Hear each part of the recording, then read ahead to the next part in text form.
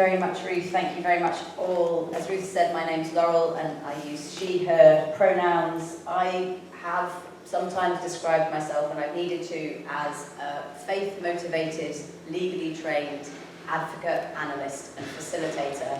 And I currently get the immense privilege of getting paid to live my faith, which is really powerful to me. And I think a really helpful quote for thinking about how I see things in the world, what motivates me, is from Reinhard Neubauer, and it's that love is the motive, but justice is the instrument. And so thinking about what we've been thinking about love as a grounding part of how we work. And I wanted to start with some gratitude, so really thank you for the invitation to be here, to be with you, for the welcome that I've had, and for all that I've been learning from you so far already. I look forward to being together with you as I share some of, as Ruth said, how the Quake United Nations Office, I will probably from time to time refer to it as QUNO, which is just an acronym we use, and about how we put faith into action through small circles and quiet voices. And on the quiet voices bit, can you all hear me? Yeah. Yes. And I'm going to ask for a little bit of audience participation at different points, but the ongoing one is the invitation that if I speak too fast, which I do, because I care about my work and I like talking, if you just do this, it'll help me remember to slow down so that I'm bringing you with me. And if I'm too quiet, if you could just do this, then then I'll know that I need to speak up a little bit more. So help me make sure that I am audible and understandable. So really the purpose of these sessions is to share the experience from QUNO of working from faith for change. And as it says in the booklet, that we're faced with a potentially overwhelming and heartbreaking examples of fragmentation and of denial of shared humanity, or to put it in a less secular language, in the way that Quakers would phrase it, that of God in all of us. And it can be hard to acknowledge that grief, to hold hope, and to stay resolute in working for justice and peace and wholeness and reconciliation. And for thinking about this through these 3 sessions, I've borrowed the imagery of the community as a tree of life, and to kind of roughly ground that in a way. Today is about grounding and about roots. Wednesday is about shoots and imagination and vision. And Wednesday and then Thursday, yes.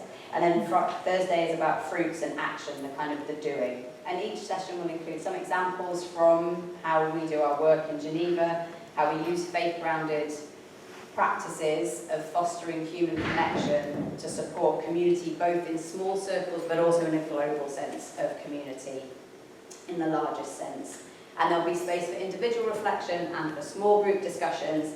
So today I'll give an introduction to QUNO, and then we'll spend some time in small groups so you can reflect together on the guiding questions, and we'll have time to feedback from those small groups as well. And as Ruth said, there will definitely be a break at 11:30, so there's time to shuffle and move as you need. So yeah, the starting point, this is a starting point for these sessions, and this session is about starting points and foundations. So I just wanted to start with something which it says in the little bio there is in the booklet, is it says where I'm local to, and I would say currently that's Geneva and Sheffield.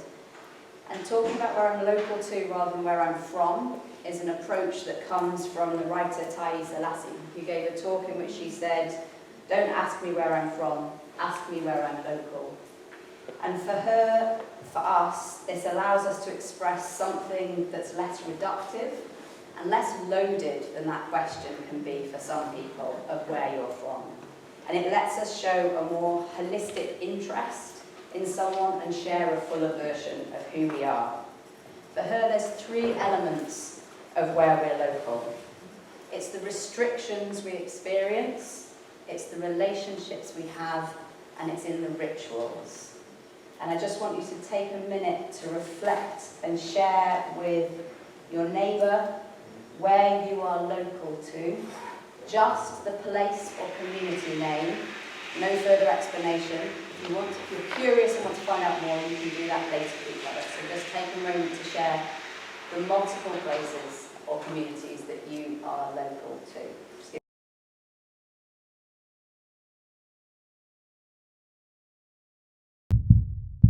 And the reason that I wanted to start with that as a question is for a couple of reasons. One is that we start with this type of question when we bring a circle of people together, whether that's other people from NGOs, from civil society, diplomats, UN staff. NGO?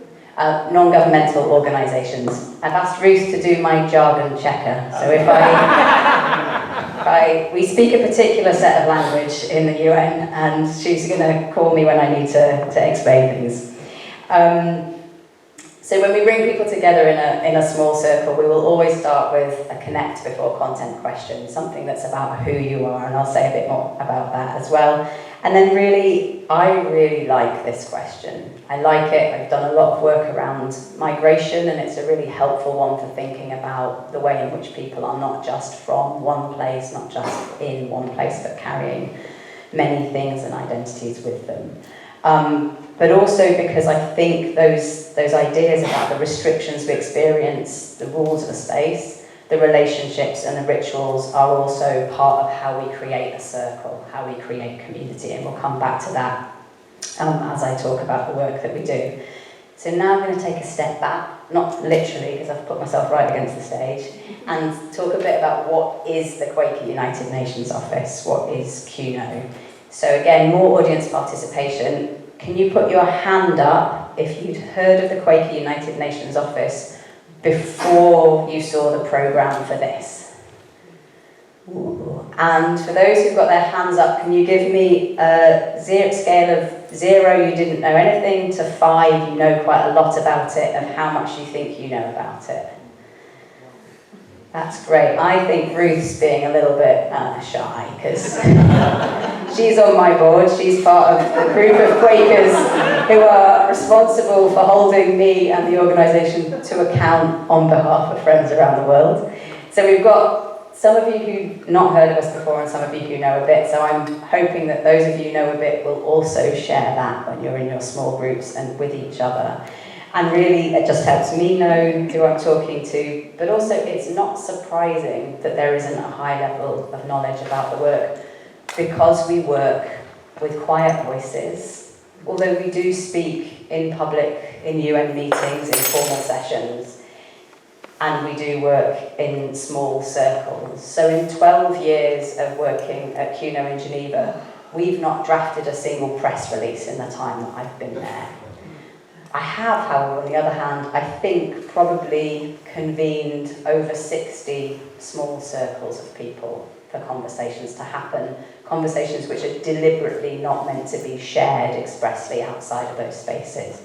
So sometimes I think when people haven't heard of us, we're doing our job well, which is not the case for lots of people, but it is also really great to get to talk about it too, to the extent that we can.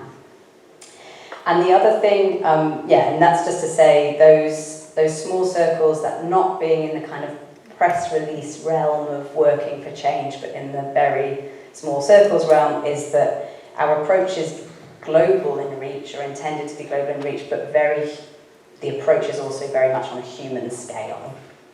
And I'd encourage you now to think, some of you have got notebooks and pens, if you want to write something down, just make a note of a question or questions that you have about the Quaker UN office, and then see at the end of this session or through the week if I've answered them in any way, and if not, come and ask me as we go along, so that I'm sharing the information with you that you would like to have. So then, thinking about QUNO from the roots up, it's just to be really clear, QUNO is a non-governmental organisation. It's independent of any government and of the UN. We thought the name, I think people thought the name was self-explanatory in the past, and now it makes us sound like we're a UN department, which we're not, and sometimes confuses people. Just a bit of demystification there. QUNO was established to bring Quaker concerns to the UN and to share what the UN was doing with friends around the world. It was established in 1948 in this format, building on work that friends had been doing in Geneva at the time of the League of Nations. We think that the first convening by Quakers in Geneva of bringing people together on peace and justice was 100 years ago this year. So there's some deep roots there for us to draw on. And so there'll be some more about our roots later. For the shoots and imagination, our vision is of a UN and a community of nations that support and uphold the dignity of all so that peace and justice can flourish and our shared home can be nurtured. And for fruits and action, what we do on a kind of day-to-day basis is we offer technical input, we offer joint strategizing on the UN and other multilateral processes, mostly with quiet voices, and we convene informal, off-the-record meetings with diplomats, UN staff, technical experts, particularly including people whose technical expertise is drawn from their life experience, their lived experience of conflicts, of human rights violations, and of climate change. But with people, essentially, about creating and holding those small circles for change. And in thinking about the type of friendship that we've been reflecting on already so far, I think it's important to say that for Quakers, the UN itself is not the goal. The goal is peace and justice and a shared home that is cared for so that we can all live in it. We're not here to be a cheerleader for the UN. We're here because it is, or has been, the best vehicle that we currently have for values-based multilateralism, so for the way in which governments and countries can work together towards peace and justice. And the term multilateralism just means more than two countries working together. That's all it means. And so we are really clear to talk about principled and values-based multilateralism because countries can work together for the good of people and in service of peace and justice or not. So in terms of what we work on, in Geneva we have a team of 10 people. We have a sister office in New York with around 6 staff. And each office's work relates to the institutions in the city, that bit of the UN's headquarters, that's where we're based, because the work is about building relationships. So our colleagues in the New York office, their work is organised around supporting the UN's role for peace, both globally and in some specific regional contexts. So they work around bits of the UN, including the Security Council, the Peace Building Commission, the Peace Building Support Office, and so on. In the QUNO office in Geneva, we have 4 thematic programmes. We have a Human Impacts of Climate Change programme, which is in the process of having its name changed, so that instead of naming the problem, it names the solution, so it would probably be called something like the Climate Justice or Earth Care Programme later this year. And they are working with the UN Framework Convention on Climate Change and its conferences of parties, the COPs, like the COP that was held in Glasgow in 2021, with the Paris Agreement, with the Independent Panel on Climate Change, which at least one of your members has some detailed technical knowledge about. And this programme comes at this from a starting point of understanding climate change as a peace and justice concern. We have a peace and disarmament programme which has engaged with how the UN approaches peace from Geneva, as well as the work that happens in New York. So that's included work on linking human rights and how does that feed into how we sustain peace, build peace, keep peace in the world.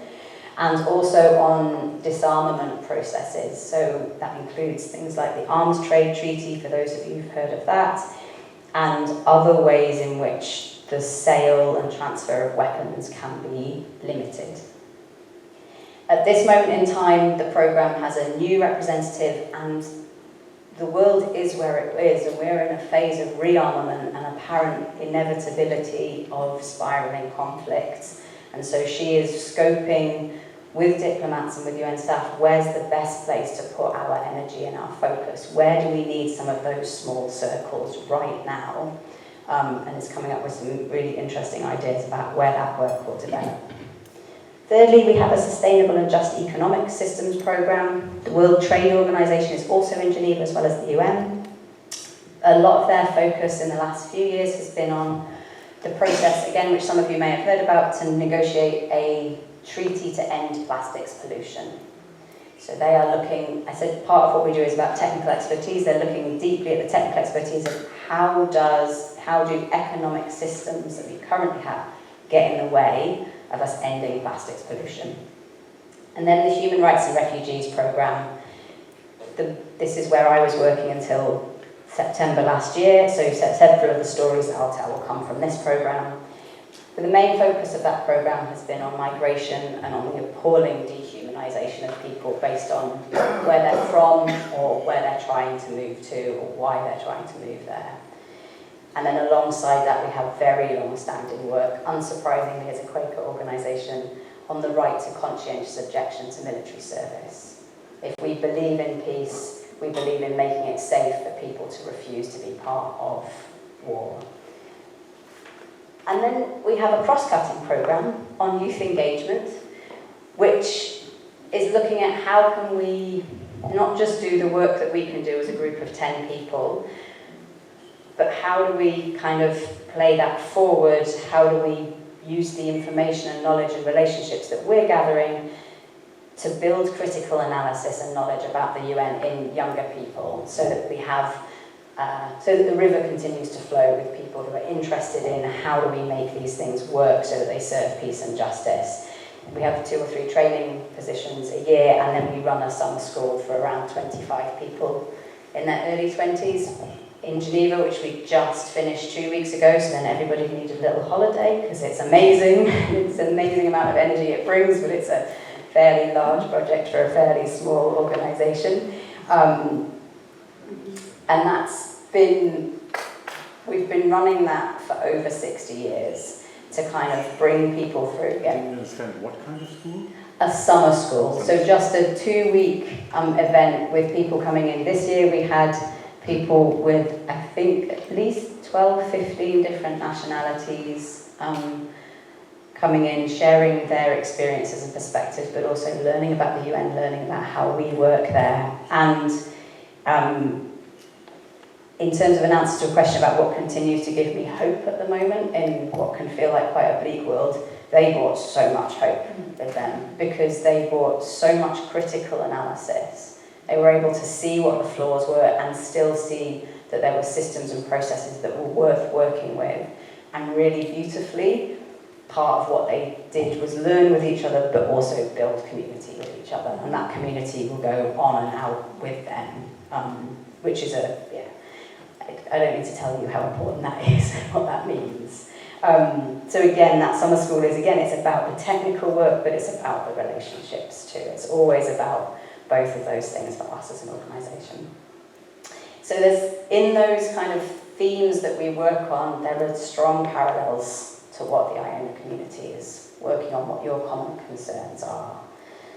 And then finally, briefly, in response to current challenges to the UN, because there's no point pretending that it's either a perfect institution or that this is a particularly good moment for it, we're developing underpinning work across all of those themes. If we want these to be institutions that work for peace and justice, we need to intentionally spend time on how that can be. Can they do that with the structures they have now? Do we need to, where could the structures we have now be reformed? Where is there a need for transformation or something new? And it was interesting to think about the question that came in, I can't remember when it was that we were talking about, no, that's later, there's another bit I was going to say, but it kind of, in response to the current challenges, there was something that came to me when in the service yesterday that was really interesting. That's like, we keep talking about principled multilateralism. You would have seen news, I imagine, about the Board of Peace, which Donald Trump was wanting to set up. That's multilateralism. And it's multilateralism that's nominally for peace. But its foundations are not aligned with the values that we have. And so we're very careful to kind of say, what is it that we want to actually be calling for? What do we want folks to be working for? And we keep talking about values-based or principled, and in the service yesterday, the thing that came to me was maybe what we're working for is mutualateralism, which is hard to say. And I did a little Google search, and it was like, no, I think you mean multilateralism. I'm like, no, I don't. I'm asking if somebody has used this word. And it doesn't seem to be out there, but I was thinking about this idea of mutualateralism. Is that something that can better reflect that radical equality and mutual accountability elements of friendship that we're reflecting on in the relationship between states who are in that process? So I say multilateralism just means there's 3 or more of you. It doesn't say what you're there to do, and it doesn't say what's grounded that activity. So I'm kind of thinking this through. I'm going to do more audience participation soon, but I'm just going to give you a little run through as well of some of how we do this work. So across our work, we're really seeking to be seen as a home for the human connection that we see as at the heart of principled multilateralism. And we support that through work that connects, so that's building our relationships, but helping others build relationships. This won't be the first time I mention this. I really like biomimicry. How do we learn from the natural world and what it can teach us? And how do we learn from the kind of mycelial networks, those fungi that are working, and roots that are working underneath and connecting things? There's real power in connection. We work through convening, so that's bringing people together, and I'll explain that in more detail soon. We work through what we describe as cultivating, so that's building and nurturing belief in and commitment to the ideas that are at the heart of the UN and in processes and systems that can serve peace and justice. And we work on catalysing, so that's bringing ideas and questions forward, but also being a space where others can bring an idea that they're not sure if it will work, but they can test it with others before they put it into a more public and open space. And again, I'll give a really quick example of each of those. So we draw, as I say, I have privilege and responsibility of currently leading an organisation that's been around for over 75 years. So we have lots of good examples of things that have happened to help shape what we do now, because we face the challenges of now. So on connection, I'll take an example from our economic justice work.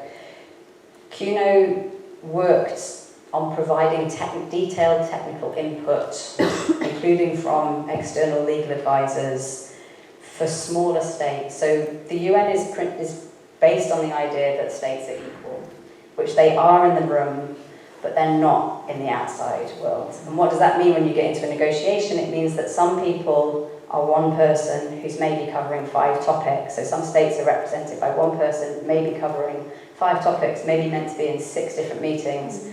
And some states are represented by a group of 10 people, including their best lawyers on that subject. So part of what we do to try and balance that is connect then sometimes those states that have less resource with other resources. So independent, informal expert advice that's about what's being discussed. And the example that I like drawing on is we were able to connect, having discussed with smaller states what they wanted, to connect them with legal experts on international trade law, which meant that they could hold stronger positions in a negotiation, which helped lead to exceptions in trade rules, enabling access to essential medicines. It's like essential medicines are a common good. They're not something just to be traded. But if you don't have the trade law expertise to negotiate that, it's like, okay, the thing we can do is we don't have to be the trade law experts, we can bridge to them, and that helps level that playing field a little bit. On convening for climate action, our informal off-the-record dinners bring together states from all of the negotiation blocks, and it allows them to meet in an informal space and build relationships that then help them in the negotiation rooms. It gives them space to have a more nuanced understanding of the different perspectives and the limitations that they may be working with. And that's helped contribute to work around the Paris Agreement and the follow-up to the Paris Agreement.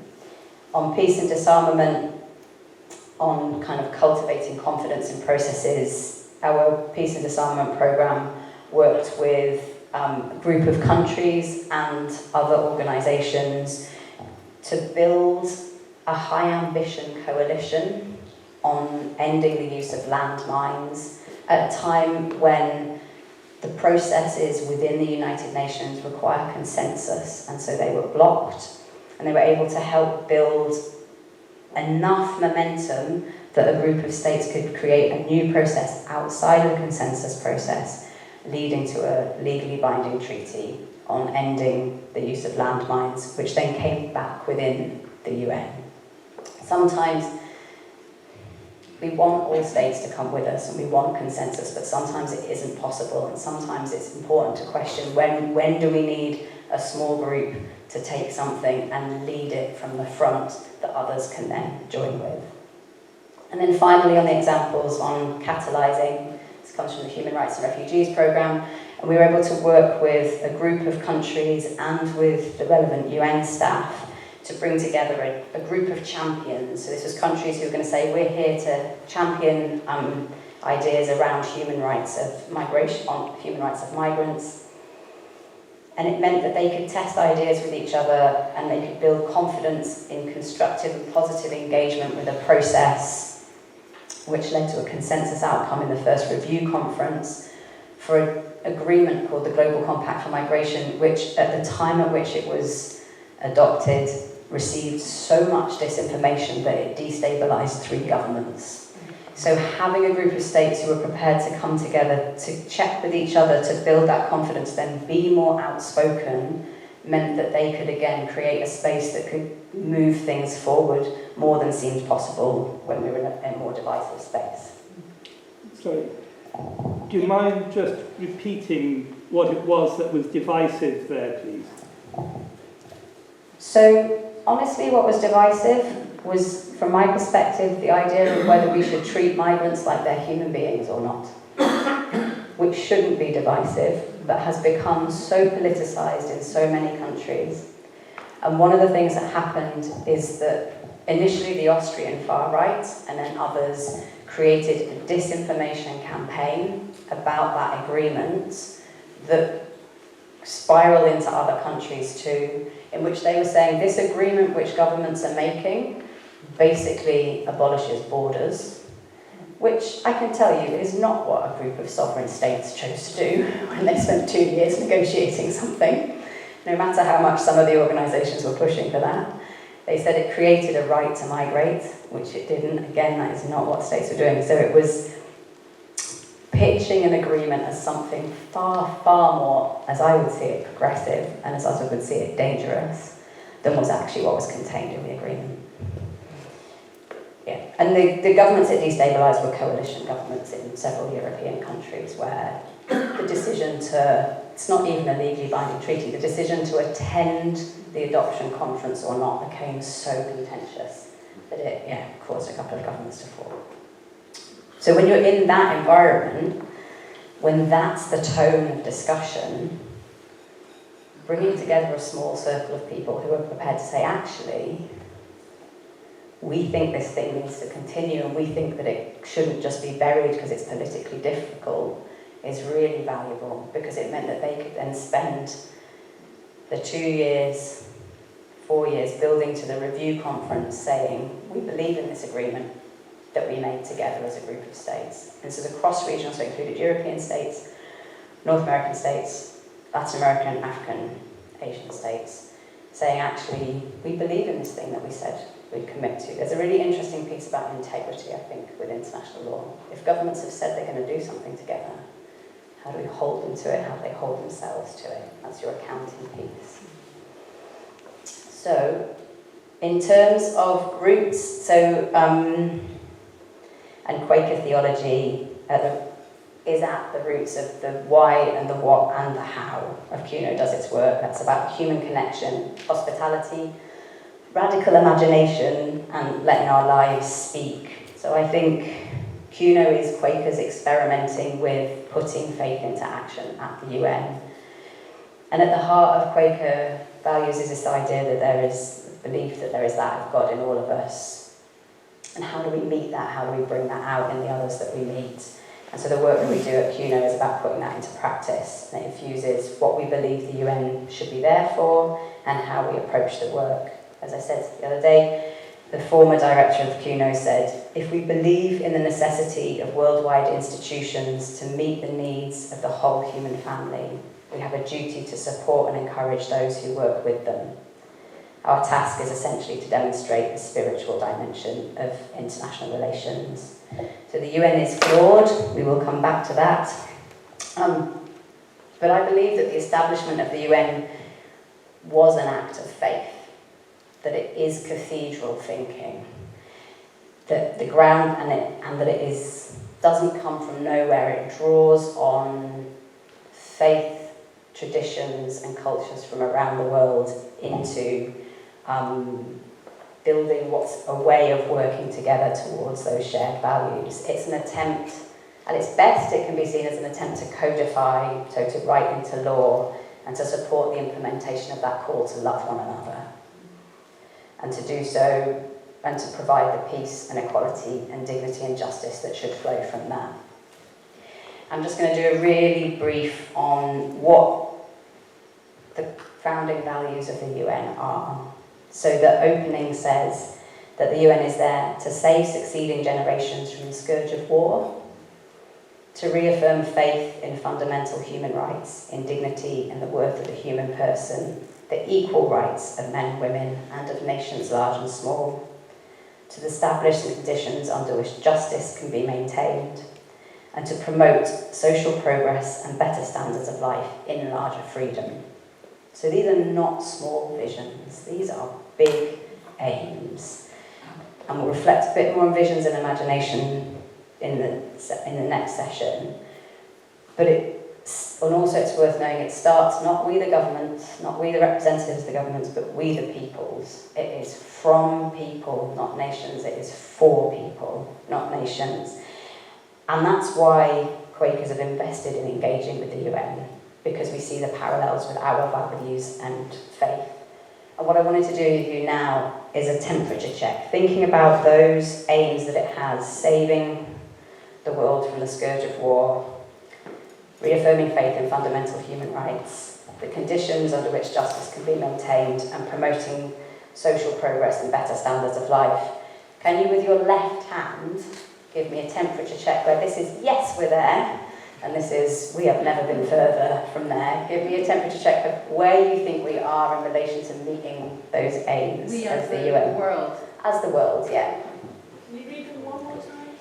Yeah, so it's saving future generations from the scourge of war. So it's peace, world peace. Upholding fundamental rights and equality for all. Justice and social progress and standards of life.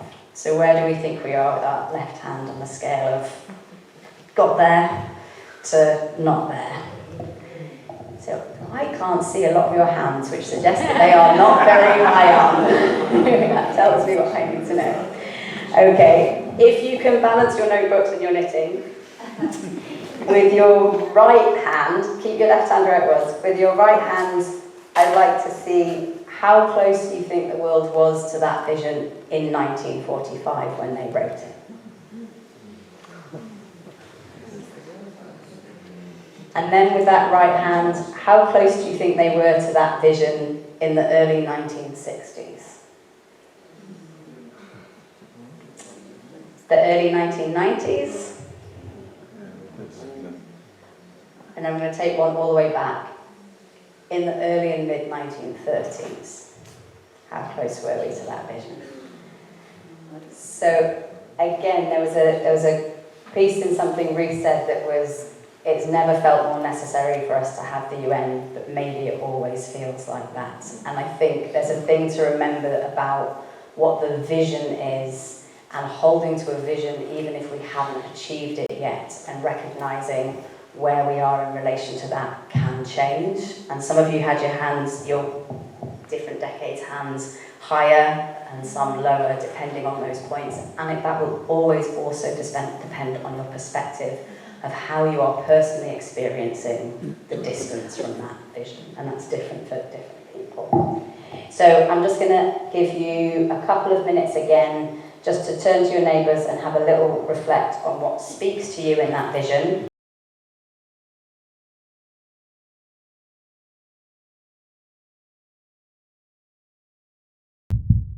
People talk, those bits that I gave you are from the opening of the Charter of the United Nations. The very next bit of the Charter of the United Nations is It's like, this is what we're aiming for. And then the next bit is a really overarching piece on this is how we think we're going to get there, this is what we're committing to do together.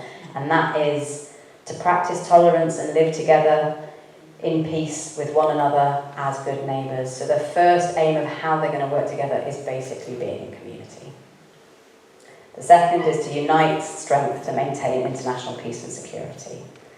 And there's also in there employing international machinery for the promotion of economic and social advancement of all peoples. So again, it's got community in there, it's got working together in there, it's got the common aim of the good of all in how they work as well as what they want they're aiming to do. And again, to come back to that, that's what works for us at the Quaker United Nations office is infusing the faith basis, those values, into not just what we want to see in the world, but how we are trying to be part of bringing that about. And so what I wanted to share with you before the break is about the quiet diplomacy, as we call it, which is the convening work that we do. And just to say, I first experienced quiet diplomacy work as the Quakers do it, as QUNO does it 20 years ago when I was a trainee. It absolutely shaped the way I approached work in other places that I worked in afterwards, and I was really grateful to be able to come back and work like that again. So for the last 12 years it's been at the core of how I practice what I do. And for me, quiet diplomacy is about fostering human connection. It's about a space where people connect as people and not just repeat the statements their governments and institutions require of them in formal settings. There are so many hours of UN meetings taking place in Geneva. A lot of it is webcast. You can watch it if you want. I wouldn't recommend watching all of it. There is a lot of formal statement making.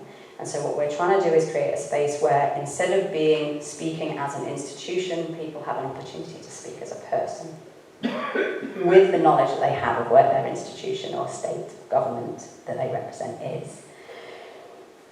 And it's about grounded in the connection, as we say, again, it's about that Quaker theology of having the light, the spirit, God within all of us. We're interested in what someone brings into the room and how they can connect to that when they're in the room that we're in, however many layers there may be between them, and getting to do that in the more formal spaces.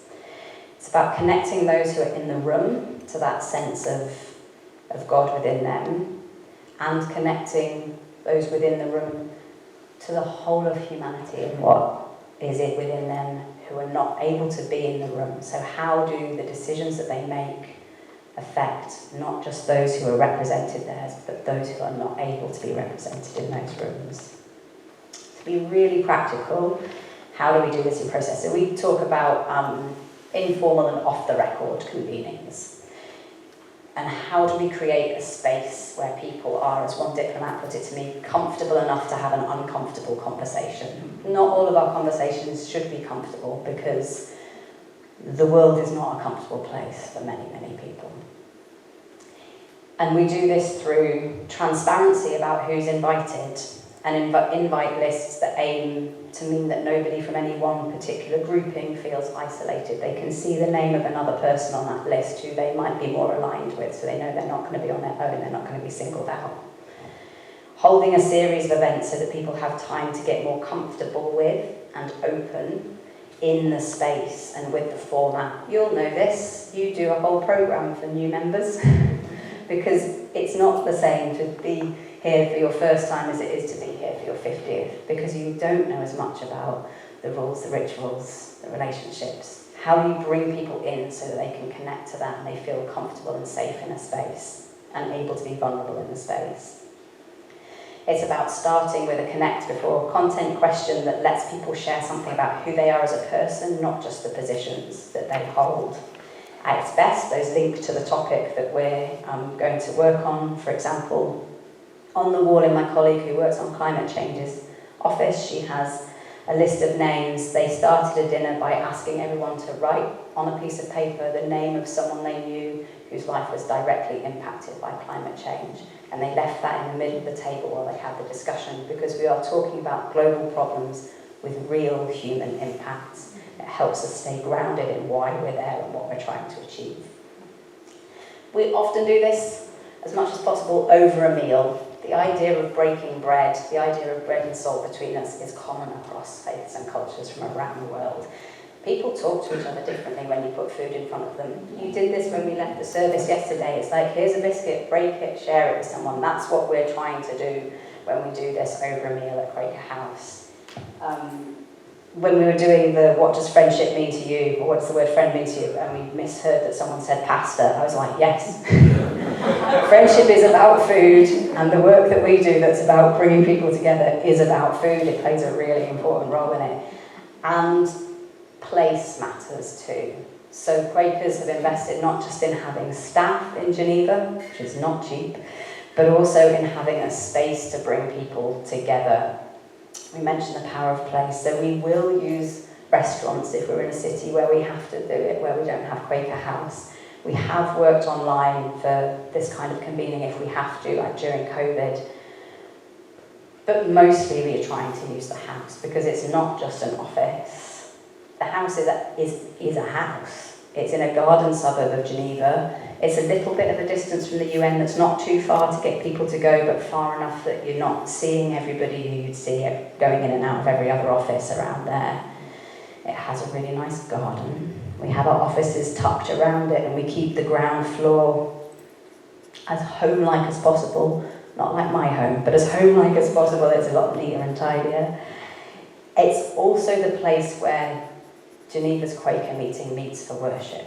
So the building that we use for doing this convening is a place of worship too. And that's important to us. And why does it matter? It matters because it's a space that isn't owned, controlled, associated with any one of the government representatives who walks through that door, or any one of the UN institutions that walks through that door. It's much more informal than the meetings that they're in. Nobody's going to put a name plaque in front of you. The invitation is to take your flag off when you come in. And really what we're trying to do is you open the gate and you walk down the garden path. We have different meeting spaces, so we can try and make sure there's always space at our table. When you come into there, what we're doing is creating a threshold that people cross. And by crossing that threshold, they're accepting an invitation to be in a different space with each other and to be in relationship with each other in a different way.